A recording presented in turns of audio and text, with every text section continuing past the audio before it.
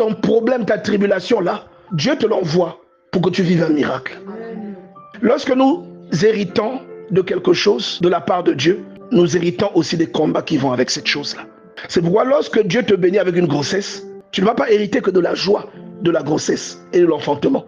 Tu hériteras aussi des douleurs de l'enfantement. Est-ce que quelqu'un comprend ce que je dis? Et la nature telle que Dieu nous la présente, il nous la présente de manière à ce que nous soyons enseignés par elle. Et l'apôtre Paul parle beaucoup de ça. Il dit, la nature ne vous enseigne-t-elle pas? Nous devons être enseignés par ce que nous voyons. Je vous ai parlé du grain qui meurt. Le grain qui meurt et qui prolifère. La prolifération a la même nature que le grain, parce que la prolifération vient d'un grain unique. C'est comme si le grain s'était multiplié. Si vous mourrez en Christ, vous vous multiplierez en Christ. Et Christ vous a dit que si le monde l'a haï, vous serez quoi? Haï par le monde. Qu'est-ce qui vous étonne? Pourquoi serez-vous haï par le monde en question?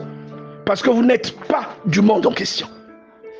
Et j'aime beaucoup cette parole de l'apôtre Pierre, qui nous dit de nous considérer comme des voyageurs sur la terre. Que Dieu nous aide à comprendre que quelquefois la tribulation qui vient, son rôle, c'est de te faire grandir. Ce n'est pas de t'attrister. Quand tu rentres dans un problème, tu ne dois pas en ressortir brisé. Tu dois en ressortir grandi. Jacob, Genèse 32, est entré dans une bagarre. Il en est ressorti grandi. Il en est ressorti avec un nom nouveau.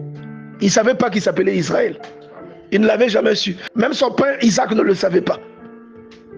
Mais ce jour-là, on lui a révélé quel est son nom. Pourquoi? Parce qu'il était rentré dans une épreuve. L'épreuve là est venue avec quoi? Avec une frayeur. Il dit à Dieu, quand j'ai traversé ce Jourdain, je n'avais que mon bâton. Mais aujourd'hui, je reviens, je forme deux camps. C'est toi qui m'as dit, rentre au pays de ta naissance. Mais voici mon frère, un contentieux avec moi. Il vient à ma rencontre. J'ai peur qu'il vienne frapper la mère et l'enfant. Il est plus fort que moi. Je le crains. Mais toi, tu m'as dit, entre dans ton pays, je te ferai du bien.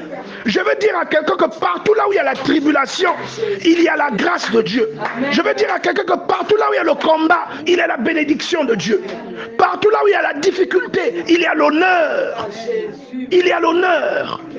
C'est pourquoi le prix de ton salut est passé par une tribulation, une épreuve douloureuse à la croix. C'est passé par l'humiliation de quelqu'un. Une personne qui a été crucifiée nue pour que toi tu sois sauvé. N'aie plus peur des problèmes, n'aie plus peur de la tribulation, n'aie plus peur de la difficulté, n'aie plus peur de la contradiction, n'aie plus peur des combats que les gens déclenchent contre toi. C'est un signe que Dieu est dedans. Il faut que nous nous laissions renouveler, que Dieu change notre façon de penser. Ne pensons pas comme des païens. La plupart du temps, on dit que nous sommes chrétiens, mais nous nous rendons compte que lorsque nous raisonnons, notre raisonnement ressemble à un raisonnement qui est produit par le cerveau d'un païen et non par la conviction d'un chrétien.